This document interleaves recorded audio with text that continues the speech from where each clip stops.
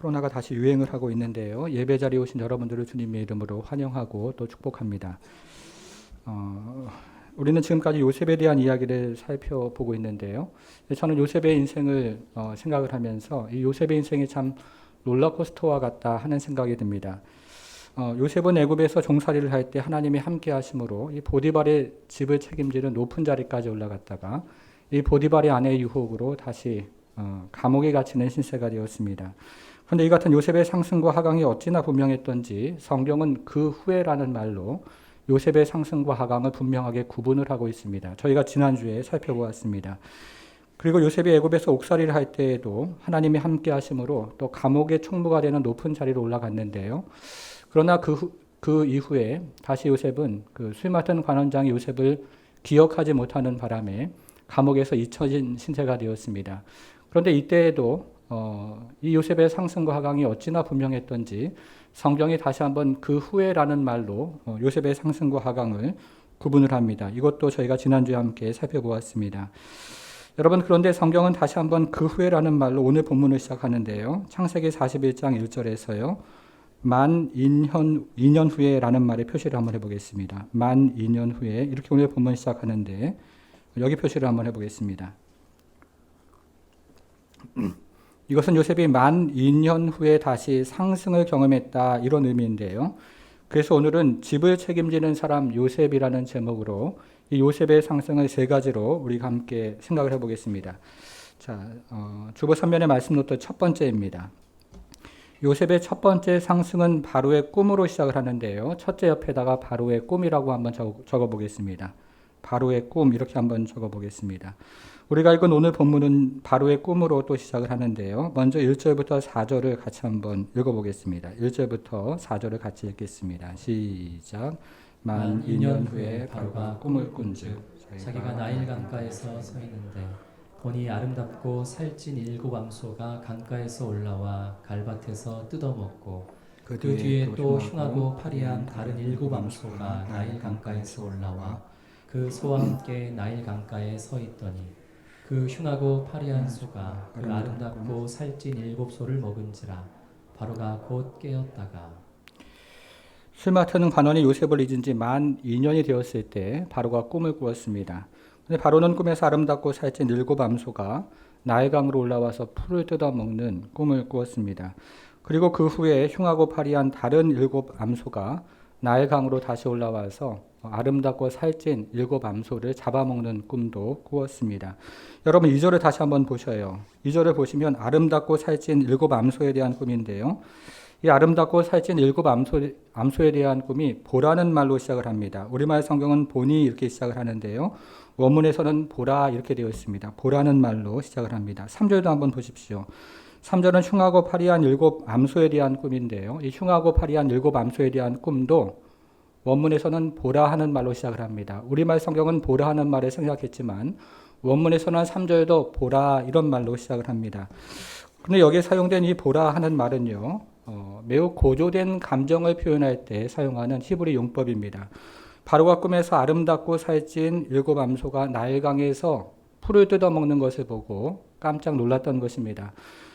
그리고 그 후에 흉하고 파리한 다른 7 암소가 아름답고 살찐 암소를 잡아먹는 것을 보고 더욱 깜짝 놀랐다는 뜻입니다. 그래서 바로는 아마도 식은땀을 흘리면서 잠에서 깨어났던 것 같은데요. 그리고 나서 다시 잠이 들었고 다시 꿈을 꾸었습니다. 두 번째 꿈이 5절부터 7절인데 5절부터 7절도 같이 한번 읽겠습니다. 시작. 다시 잠이 들어 꿈을 꾸니 한 줄기에 무성하고 충실한 7 이삭이 나오고 그 후에 또 가늘고 동풍에 마른 7 이삭이 나오더니 그 가는 7 이삭이 무성하고 충실한 7 이삭을 삼킨지라 바로가 깬즉 꿈이라. 바로는 꿈에서 무성하고 충실한 7 이삭이 나오는 것을 다시 한번 꾸었습니다. 그리고 그 후에 가늘고 마른 7 이삭이 무성하고 충실한 7 이삭을 삼키는 것을 보게 됩니다. 여러분, 그런데 여기서 5절을 다시 한번 좀 보셔요. 5절을 보시면 무성하고 충실한 7 이삭에 대한 꿈인데요. 이 무성하고 충실한 7 이삭에 대한 꿈이 보라는 말로 시작을 합니다. 우리말 성경은 꾸니 이렇게 되어 있는데요. 꿈을 꾸니, 이 꾸니라는 말이 보니, 보다, 보라 이런 말로 되어 있습니다. 6절도 한번 보십시오. 6절은 가늘고 마른 일곱 이삭에 대한 꿈인데요. 이 가늘고 마른 일곱 이삭에 대한 꿈도 보라는 말로 원문은 시작을 합니다. 우리말 성경은 생략을 했지만 보라 이런 말로 이 구절도 시작을 합니다. 바로가 무성하고 충실한 일곱 이삭을 보면서 깜짝 놀랐던 것입니다. 그리고 그 후에 가늘고 마른 일곱 이삭이 무성하고 충실한 일곱 이삭을 삼키는 것을 보면서 더욱 깜짝 놀랐다는 뜻을 여기는 가지고 있습니다. 여러분 이때 바로의 마음이 어땠을까요? 8절로 한번 가보겠습니다. 8절을 보니까 아침에 그의 마음이 어떻게 됐다고요? 번민했습니다. 바로는 자신의 꿈이 불길한 징조인 것을 직감을 하고 번민을 하기 시작했습니다. 그래서 바로는 이집트의 점술가들과 현인들을 모두 불러 모아서 자신의 꿈을 말하고 해몽해 줄 것을 부탁했지만 아무도 바로의 꿈을 해석해 줄 사람이 없었습니다. 이것이 오늘 본문의 첫 번째 이야기입니다. 요셉의 두 번째 상승은 요셉의 석방인데요. 둘째 옆에다가 요셉의 석방이라고 한번 적어보겠습니다. 요셉의 석방 이렇게 한번 적어보겠습니다. 이제 바로의 꿈 때문에 왕궁에는 매우 커다란 소동이 일어났습니다. 이때 술 맡은 관원은 2년 전 감옥에서 히브리 청년이 자신의 꿈을 해석해 준 것을 기억하고 바로를 찾아갑니다. 그 얘기가 9절부터 13절인데요. 9절부터 13절도 같이 한번 읽어보겠습니다. 9절부터 13절 시작. 술 맡은 관원장이 바로에게 말하여 이르되 내가 오늘 내 죄를 기억하나이다. 바로께서 종들에게 놓아사 나와 떡 굽는 관원장을 취니대장의 집에 가두셨을 때에 나와 그가 하룻밤에 꿈을 꾼즉 각기 뜻이 있는 꿈이라. 그곳에 취니대장의 종된 히브리 청년이 우리와 함께 있기로 우리가 그에게 말하매 그가 우리의 꿈을 풀되 그 꿈대로 각 사람에게 해석하더니 그 해석한 대로 나는 복직되고 그는 매달렸나이다. 술 맡은 관원장은 바로 앞에 나가서요. 2년 전에 감옥에서 있었던 일을 상세하게 이야기를 하기 시작합니다. 2년 전 감옥에서 한 히브리 청년이 자신과 떡 굽는 관원장의 꿈을 해석을 해 주었는데요.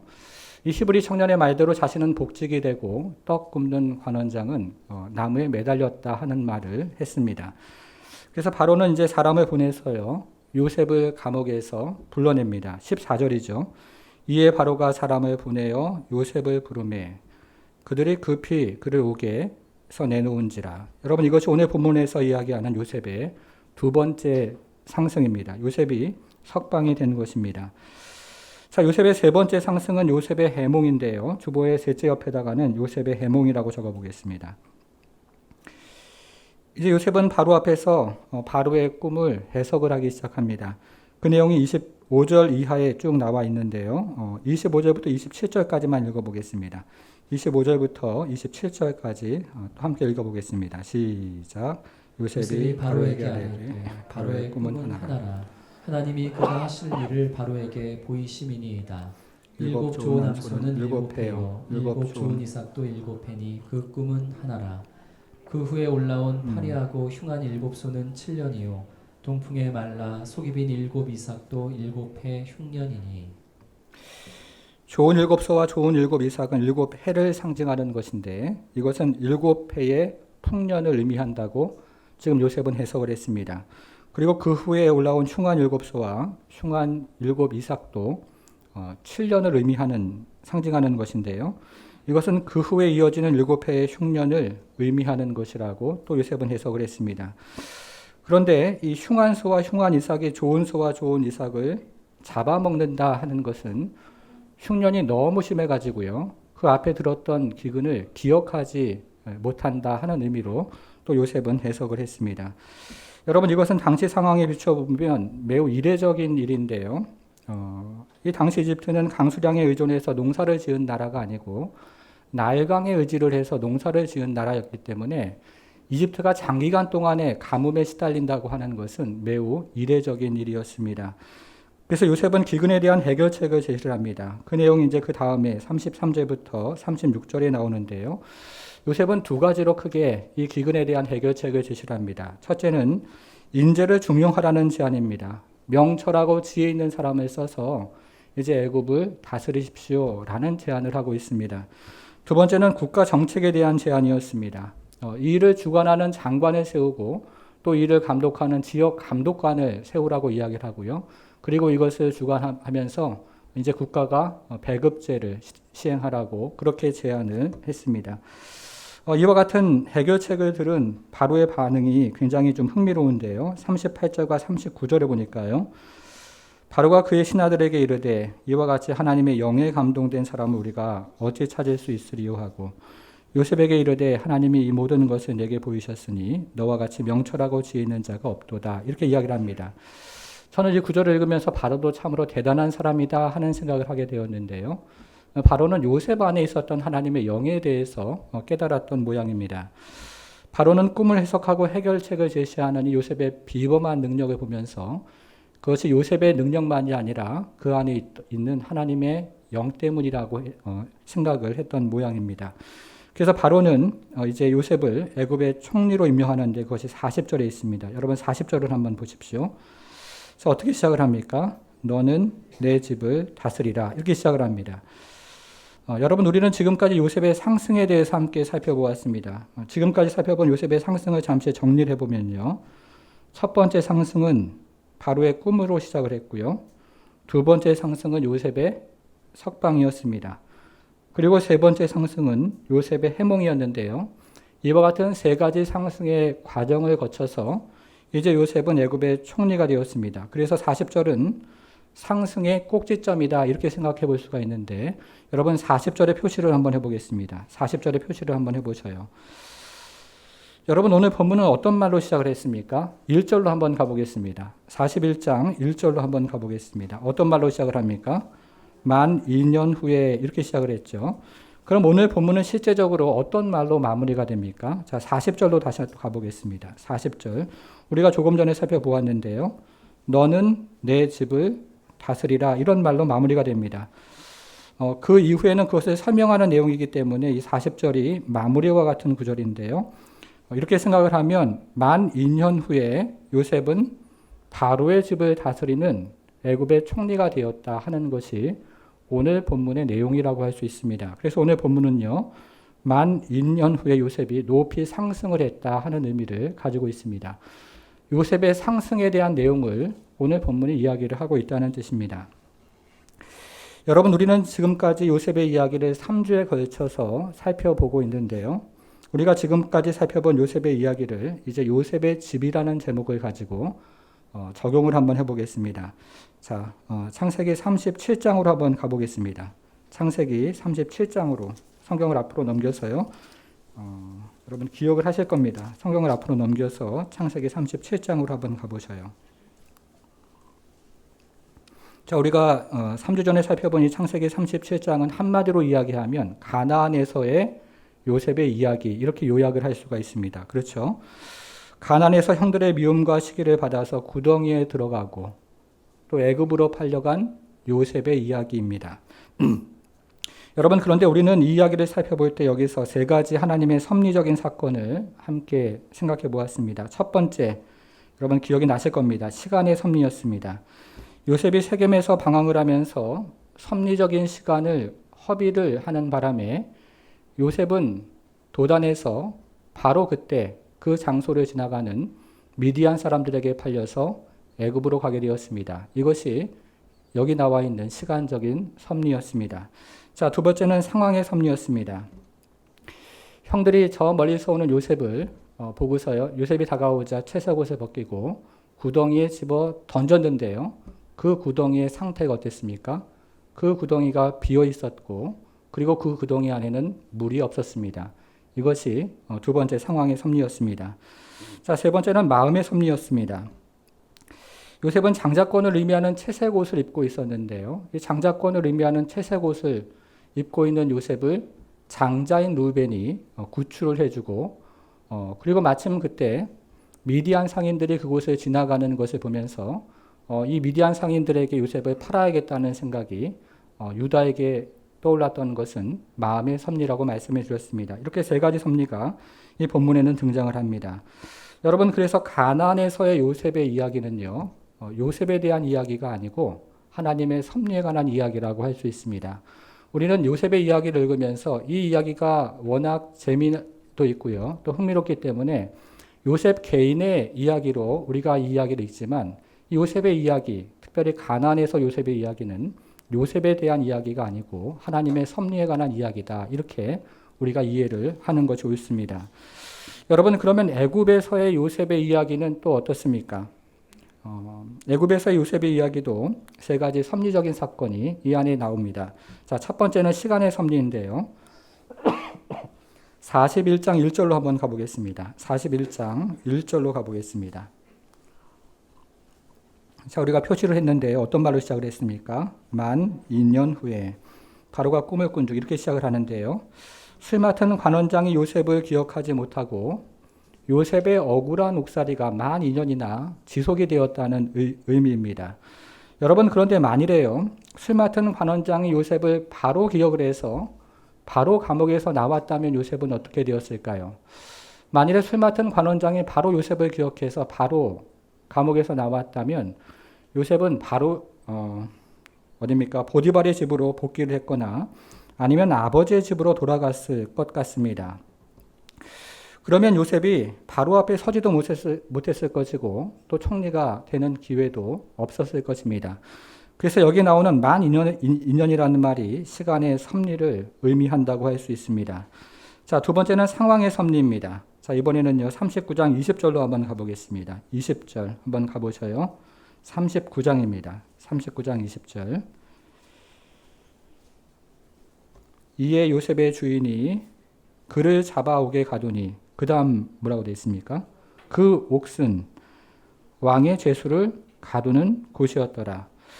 요셉은 왕의 죄수들을 가두는 그런 옥에 갇히게 되었습니다. 여러분, 그런데 만일에요, 요셉이 왕의 죄수들을 가두는 옥에 갇히지 않았다면 또 요셉은 어떻게 되었을까요? 만일에 요셉이 왕의 죄수들을 가두는 옥에 갇히지 않았다면 요셉은 술 맡은 관원장을 만나지 못했을 것입니다. 그러면 술 맡은 관원장의 꿈도 해석하지 않았을 것이고, 그리고 바로의 꿈도 해석할 기회가 없었을 것입니다. 그래서 여기서 이야기하는 그 옥, 왕의 죄수들을 가두는 바로 그 옥이라는 것이 상황의 섭리를 의미한다고 할 수 있습니다. 자, 세 번째 섭리입니다. 세 번째 섭리는 마음의 섭리인데요. 이번에는 41장 8절로 가보겠습니다. 41장 8절로 또 한번 가보셔요. 성경을 한번 가서 41장 8절로 가보겠습니다. 아침에 그의 마음이 번민하여 이렇게 되어 있는데요. 이건 바로의 마음이 번민했다 그런 말이라고 우리가 앞에서 살펴보았습니다. 근데 여기에 등장하는 이 번민하다는 말은요. 원문에서 어떤 말로 되어 있냐면 거센 파도가 몰아친다 이런 말로 되어 있습니다. 바로가 꿈을 꾼 다음에 이 바로의 마음에 거센 파도가 몰아치기를 시작했던 것입니다. 바로는 지난 2년 동안 여러 가지 꿈을 꾸었지만 그의 마음에 이처럼 거센 파도가 몰아친 적이 없었는데 이번에는 웬일인지 꿈을 꾸고 나서 바로의 마음에 거센 파도가 몰아치기를 시작했던 것입니다. 그래서 여기서 번민이라는 말이 마음의 섭리에 해당하는 말입니다. 여러분, 그래서 요셉의 지금 우리는 애굽 생활에 대해서, 우리는 앞에서 가나안 생활에 대해서 잠시 살펴보았고요. 지금은 요셉의 애굽 생활에 대해서 살펴보고 있는데 이 요셉의 애굽 생활을 한마디로 요약하면 41장 32절로 요약할 수가 있습니다. 32절로 한번 가보셔요. 41장 32절. 자, 32절 중간쯤을 한번 보시면요. 하나님이 이 일을 정하셨음이라. 여기 표시를 한번 해보겠습니다. 하나님이 이 일을 정하셨음이라. 하나님의 섭리에 관한 내용입니다. 그래서 애굽에서의 요셉의 이야기도 요셉 자신의 이야기라기보다는요. 하나님의 섭리에 관한 이야기라고 할 수가 있습니다. 여러분, 그렇게 생각을 하면 이 요셉의 이야기는 메시지가 굉장히 분명해집니다. 가나안에서의 요셉의 이야기도 요셉에 대한 이야기가 아니고 하나님의 섭리에 대한 이야기라고 이해를 하셔야 되고요. 그리고 애굽에서의 요셉의 이야기도 요셉 자신의 개인에 대한 이야기라기보다는 하나님의 섭리에 대한 이야기로 이해를 하시는 게 옳습니다. 성도 여러분, 이것이 오늘 본문을 통해서 우리가 또 깨달아야 하는 메시지이기도 합니다. 성도는 가나안에 머물 때도 하나님의 섭리가 있다는 사실, 그리고 애굽에 머물 때도 하나님의 섭리가 있다는 사실입니다. 성도가 팔려갈 때에도 또 구덩이에 들어갈 때에도 하나님의 섭리가 있고요. 또 성도가 옥살이를 할 때에도 하나님의 섭리가 있고 또 성도가 종살이를 할 때에도 하나님의 섭리가 있다는 사실입니다. 사랑하는 성도 여러분, 여러분 인생 가운데 하나님의 섭리가 있다는 사실을 분명히 깨닫고 그 하나님의 섭리를 붙잡고 살아가는 성도가 되기를 주님의 이름으로 축복합니다. 그러면 요셉을 향한 하나님의 이 섭리는 구체적으로 요셉의 인생 가운데 어떻게 나타나고 있습니까? 이제 우리가 이 질문에 대한 답을 함께 생각을 해보기를 원하는데요. 저는 오늘 본문의 제목을 집을 책임지는 사람 요셉이라고 정했는데요. 요셉을 향한 하나님의 섭리가 구체적으로 집을 책임지는 사람 요셉으로 나타나고 있다는 뜻입니다.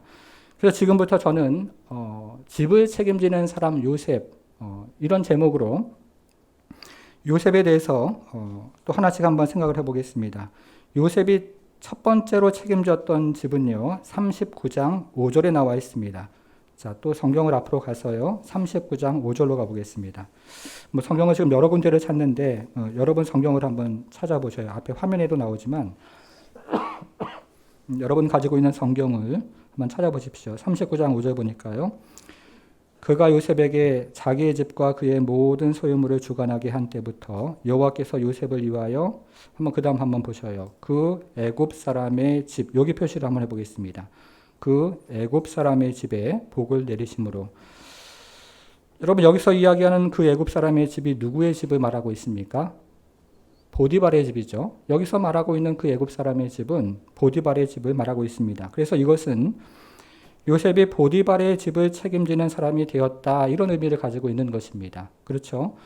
요셉이 자기에게 맡겨진 일을 충성스럽게 잘 감당을 하는 덕에 이제 보디발의 집을 책임지는 사람이 되었다 이런 의미를 가지고 있습니다. 여러분 주보의 첫 번째 집에다가요 보디발의 집이라고 한번 적어보겠습니다. 보디발의 집을 책임지는 사람이 되었습니다. 자, 요셉이 책임졌던 두 번째 집도 있습니다. 요셉의 두 번째 집은요, 39장 22절과 23절에 나옵니다. 또 성경을 좀 찾아서 39장 22절과 23절로 한번 가보겠습니다. 자, 22절, 39장 22절. 간수장이 이렇게 시작을 하죠. 간수장이 옥중 죄수를 다 요셉의 손에 맡김으로. 여러분 여기서 옥의 표시를 한번 해보세요. 옥. 감옥이죠. 이 감옥, 옥의 표시를 한번 또 해보십시오. 자, 23절까지 우리가 좀 읽어보면요. 간수장은 그의 손에 맡기는 것은 무엇이든지 살펴보지 아니하였으니 이는 여호와께서 요셉과 함께 하심이라 여호와께서 그를 범사에 형통하게 하셨더라. 이렇게 이야기를 합니다. 여러분 그러면 여기서 옥은 누구의 집을 말하고 있는 것일까요? 우리는 지난주에 여기서 이야기하는 옥이라는 말을 함께 생각을 해보았는데요. 이 말은 베이트 하스왈이라는 히브리 말을 번역한 것인데 이것을 직역을 하면 둥근 집 이렇게 직역이 되고요. 이것을 의역을 하면 간수장의 집, 감옥이죠. 간수장의 집 이렇게 의역이 됩니다.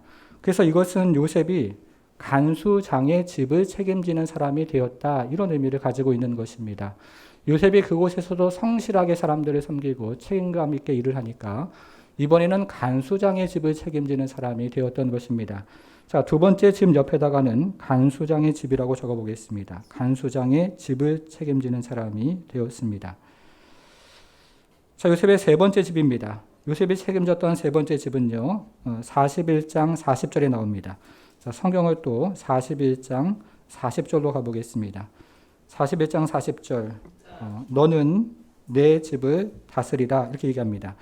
여러분 여기서 내 집은 누구의 집입니까? 바로의 집이죠. 그래서 이것은 요셉이 바로의 집을 책임지는 사람이 되었다 이런 것입니다. 요셉이 이전까지 자기에게 주어진 집을 잘 감당을 하고 책임을 지니까 이번에는 바로의 집을 책임지는 사람이 되었습니다. 자, 세 번째 옆에다가는 바로의 집 이렇게 한번 적어보겠습니다. 바로의 집을 책임지는 사람이 되었습니다. 여러분 하나님은 제일 먼저 요셉에게 그토록 유혹이 많은 보디발의 집을 맡기셨습니다. 근데 요셉이 그곳에서 자신을 잘 지키고 또 책임감 있게 성실하게 일들을 감당을 하니까 요셉은 이제 그것을 잘 감당을 해서요. 하나님은 요셉에게 또 다른 집을 맡기셨는데 그 집이 바로 간수장의 집입니다. 근데 간수장의 집을 한번 생각을 해보십시오. 요셉이 당해야 되는 그 고통, 그리고 다른 사람을 섬겨야 하는 그 억울함, 이런 것들이 참 많이 있음에도 불구하고 요셉은 그 고통스러운 간수장의 집에서 책임감 있게 또 이번에도 성실하게 이 간수장의 집을 책임지는 사람이 되었습니다. 그랬더니 하나님께서는 또 그것을 보시고 이번에는 또 다른 집을 요셉에게 맡기셨는데 그것이 바로 바로의 집이었던 것입니다. 성도 여러분, 우리는 인생을 살아가면서 순간순간 하나님께서요 우리에게 집을 맡겨 주십니다. 그것이 때로는 이 보디발의 집처럼 그토록 유혹이 많은 집일 수도 있고요. 또 때로는 이 간수장의 집처럼 그토록 희생을 해야 되고 그리고 그토록 고통스러운 그런 집일 수도 있습니다. 근데 하나님께서 그때도 함께 하셔요. 그리고 하나님께서 함께 하셔서 우리에게 그것들을 잘 우리가 감당을 하면 또 다른 집을 우리에게 맡겨주시는 것을 우리는 경험을 한다는 것입니다. 여러분, 그러면 요셉은 이토록 커다란 바로의 집을 이제 맡게 되었는데 이 바로의 집을 어떻게 다스리고 있습니까? 나머지 내용은 이제 그런 내용으로 오늘 본문은 기록이 되어 있는데요. 41장 46절로 가보겠습니다. 46절이죠. 요셉이 애굽왕 바로 앞에 설 때에 나이가 30살이었습니다. 그가 바로 앞에 떠나서 애굽의 온 땅을 순찰하면서 이제 애굽을 통치합니다. 요셉은 나이 30살의 나이에 바로의 집을 책임지는 사람이 되었는데요. 왕궁에 머물면서 바로의 집을 책임지는 사람이 아니라 현장을 돌아다니면서 바로의 집을 책임지는 사람이 되었습니다. 그런데 처음 7년 동안에는요. 요셉이 바로의 꿈을 해석을 한 대로 모든 상황이 흘러갔습니다. 자, 47절에 보니까요. 7해 풍년에 토지 소출이 심히 많은지라 이렇게 이야기를 합니다. 처음 7년 동안에 풍년이 들었는데 어찌나 큰 풍년이 들었던지 그 곡식을 성 안에 쌓아 두었는데 그것도 모자라서 그 성 주변에 임시 저장소를 만들고 그곳에다가 다 또 곡식을 쌓았는데요. 어찌나 많았던지 모래를 세는 것처럼 곡식을 셀 수가 없었다. 이렇게 이야기를 합니다. 그리고 그 다음 7년도 요셉이 바로의 꿈을 해석한 대로 모든 상황이 흘러갔습니다. 그게 이제 54절부터 나머지 절까지인데요. 54절을 한번 보시겠습니다. 요셉의 말과 같이 7해 흉년이 들기 시작하며 각국에는 기근이 있으나 애굽 온 땅에는 먹을 것이 있더니 다음 7년, 이 다음 7년은 극심한 흉년이 들었습니다. 그런데 여러분 어찌나 극심한 흉년이 들었던지 54절부터 57절까지 읽어보시면요. 각 절마다 이 흉년을 강조하는 말이 두 가지씩 등장을 합니다. 여러분 54절을 먼저 한번 보셔요. 여기 각국이라는 말이 나오고요. 온 땅이라는 말이 나오는데요. 이 각국이라는 말이 원문에서는 모든 나라, 모두라고 되어 있고요. 온 땅, 모든 땅이죠. 모두라고 또 되어 있습니다. 그러니까 모두 이렇게 54절에 나옵니다.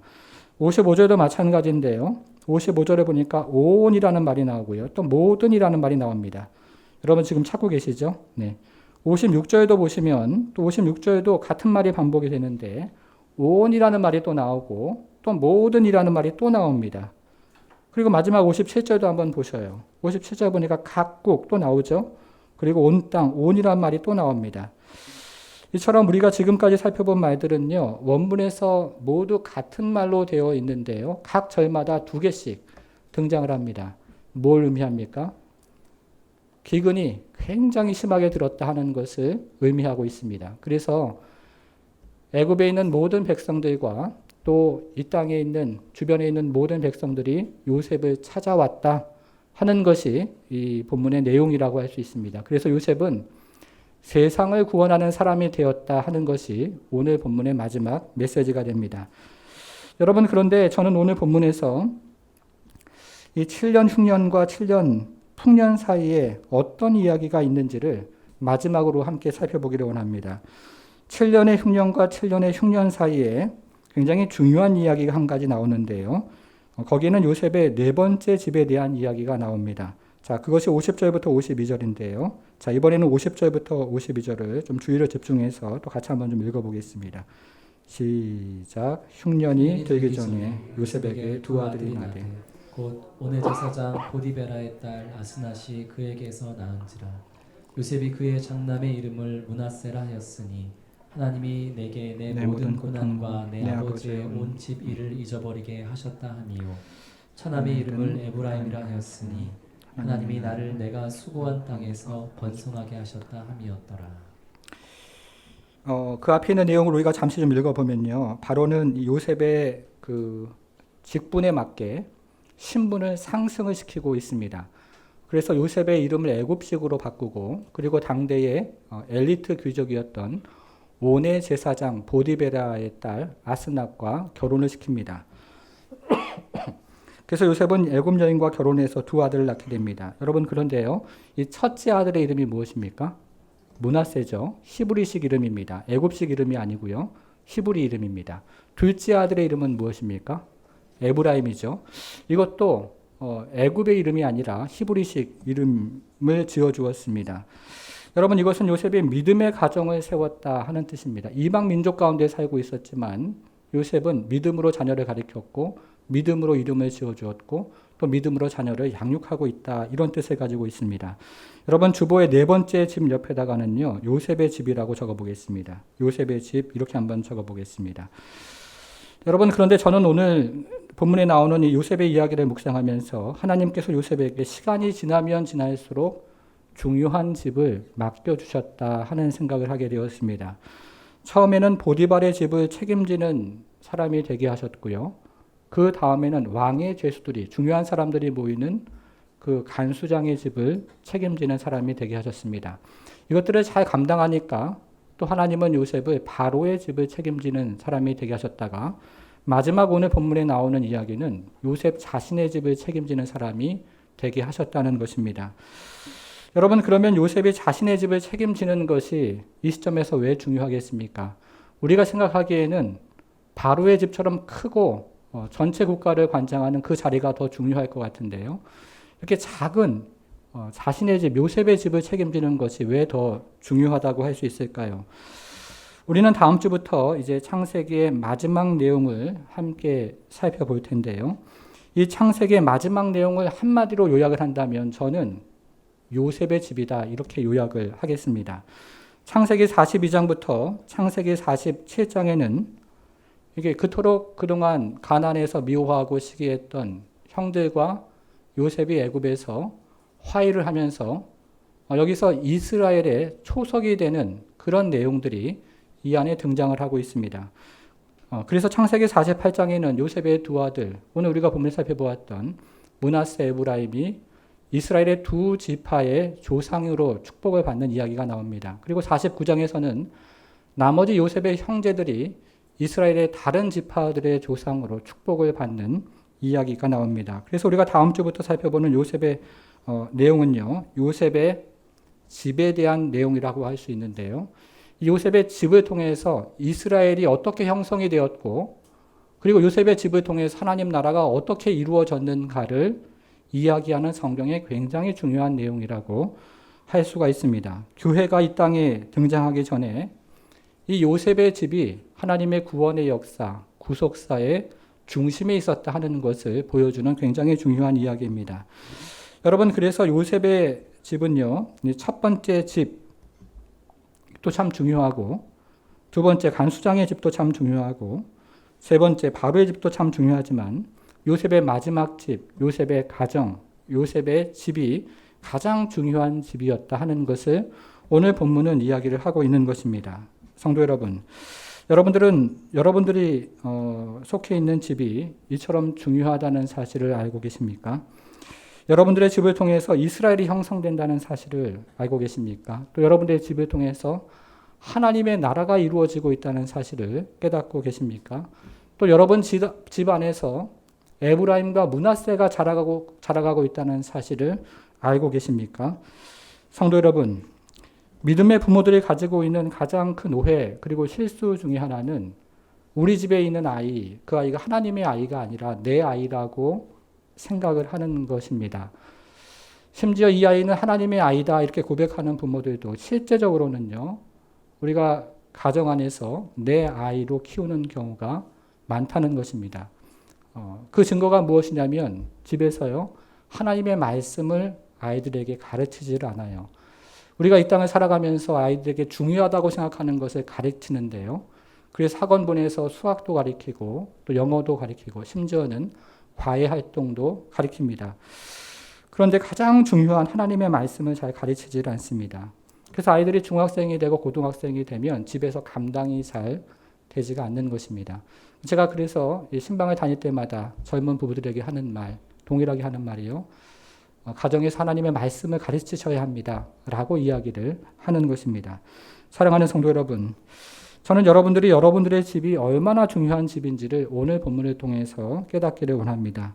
그래서 여러분들의 집에서 이스라엘의 지파가 형성이 되고 하나님 나라가 이루어진다는 사실을 믿는 성도가 되기를 바랍니다. 그리고 여러분들의 집에서 지금 에브라임이 자라고 있고 므낫세가 자라고 있다는 사실을 믿는 성도가 되기를 바랍니다. 여러분들의 가정이 요셉과 같은 가정이 되어서요, 하나님의 꿈을 꾸고 하나님의 꿈을 이루어가서 하나님 나라의 중요한 가정이 될 뿐만 아니라 이 땅을 섬기고 이 땅에서도 하나님 나라의 쓰임을 받는 그런 복되고 아름다운 가정이 되기를 주님의 이름으로 축원합니다. 기도하겠습니다.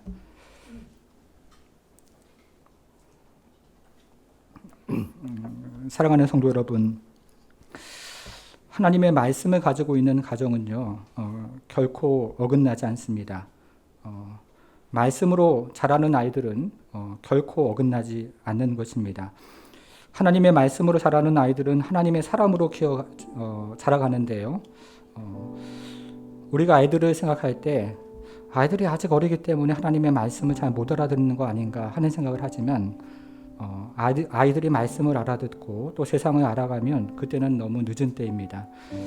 아이들이 아직 글을 읽지 못할 때도 집에서 그래서 예배를 드리라고 말씀을 드리는 것이고요. 또 아이들이 아직 어려서 한글을 떠듬떠듬 읽을 때도 성경을 가장 먼저 대하는 것이 중요한 것입니다. 그러면 아이들이 바른 가치관이 형성이 되고 또 바른 습관이 자라고 바른 행실의 열매를 맺는 것입니다.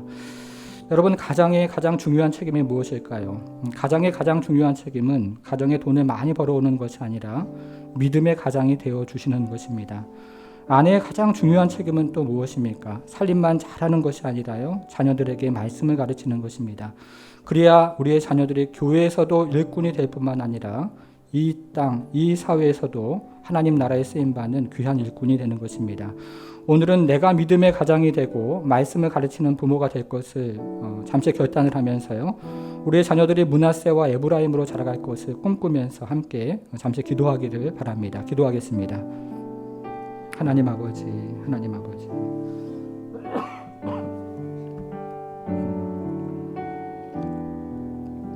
우리 가정 안에 하나님 므낫세가 자라가고 에브라임이 자라가는 하나님 아버지, 귀하고 복된 말씀을 들으면서 하나님 아버지, 우리의 가정이 그리스도 예수 안에서 우리 하나님의 가정이 되어가고 또 말씀의 가정이 되어가고 그래서 하나님 흔들리지 아니하는 하나님의 권세가 세워지는 가정이 될 수 있도록 우리 하나님 함께해 주옵소서. 말씀으로 부모의 권위가 세워지고 말씀으로 하나님 아버지 아이들이 순종하고 또 말씀으로 하나님 아버지 또 하나님 생각이 변화되고 말씀으로 하나님 아버지 우리 자녀들이 또 바뀌고 변화되고 또 행실의 아름다운 열매를 맺고 우리 하나님의 말씀으로 하나님 새롭게 되어서 우리 하나님 아버지 가정과 또 우리 하나님 자녀들이 그리스도 예수 안에서 우리 하나님의 은혜를 깊이 경험할 수 있도록 주여 도와주시기를 기도합니다. 하나님 아버지, 우리는 부족하고 우리는 연약하지만 그러나 성령께서 우리 가운데 함께 하시고 성령께서 우리 가운데 하나님 일하시며 성령께서 우리 가운데 하나님 아버지 운행하셔서 하나님 아버지 말씀이 힘이 있고 능력이 있어서 이 말씀을 이야기할 때 또 가르칠 때에 하나님 그것이 마음의 골수까지 쪼개서 하나님 아버지 죄로부터 자신을 보호하고 우리 하나님 자녀들을 보호하며 우리 하나님 안에서 하나님 그래서 정결하고 깨끗하고 순전하고 아름다운 자녀들로 자라가게 부족함이 없도록 우리 하나님 함께해 주옵소서. 230일 성경 통독이 계속 진행되고 있습니다. 주께서 우리 가정에게 복을 주시고 하나님 아버지 은혜를 더하셔서 므낫세와 에브라임이 자라가는 가정들이 될 수 있도록 주여 도와주시고 우리 하나님의 은혜와 우리 하나님의 도우심으로 생명의 양식과 은혜들이 자라가는 역사가 있도록 주여 도우셔서 하나님 아버지 가정마다 하나님 아버지 말씀의 뿌리와 능력이 우리에게 하나님 아버지 넘쳐나서 하나님 주시는 은혜와 도우심으로 우리 자녀들이 그리스도 예수 안에서 하나님을 닮아가고 예수 그리스도를 닮아가는 아름다운 믿음의 자녀들로 성장해서 이스라엘의 지파를 하나님 므낫세와 에브라임이 이루었던 것처럼 그런 하나님 아버지, 하나님의 자녀로 귀하게 성장해 갈 수 있도록 우리 하나님께서 함께해 주옵소서. 주께서 역사해 주옵소서. 하나님 아버지, 우리 가정 안에 있는 사랑하는 자녀들을 축복하고 또 품을 떠나 보낸 또 가정들 자녀들을 축복하며 기도하오니 주께서 하나님 아버지 므낫세와 같이 에브라임과 같이 하나님 나라의 초석을 하나님 담당하고 또 이 땅 가운데 귀하게 쓰임을 받는 우리의 모든 자녀들 가정이 될 수 있도록 우리 하나님 함께해 주옵소서. 하나님, 그래서 우리가 어려서부터 우리 자녀들을 말씀으로 양육할 수 있도록 주여 도와주시고, 하나님 말씀에는 힘이 있고 능력이 있어서 인간의 지혜를 뛰어넘는 하나님 아버지 은혜와 역사와 영광이 그 안에 있는 줄 믿사오니 우리의 지혜와 우리의 능력을 가지고 아이들을 키워내지 아니하도록 주여 도와주시고, 하나님의 능력과 하나님의 지혜인 말씀을 가지고 우리 자녀들을 섬기는 우리의 모든 부모가 될 수 있도록 우리 하나님 주장해 주옵소서. 감사드리며 예수님의 이름으로 기도하옵나이다.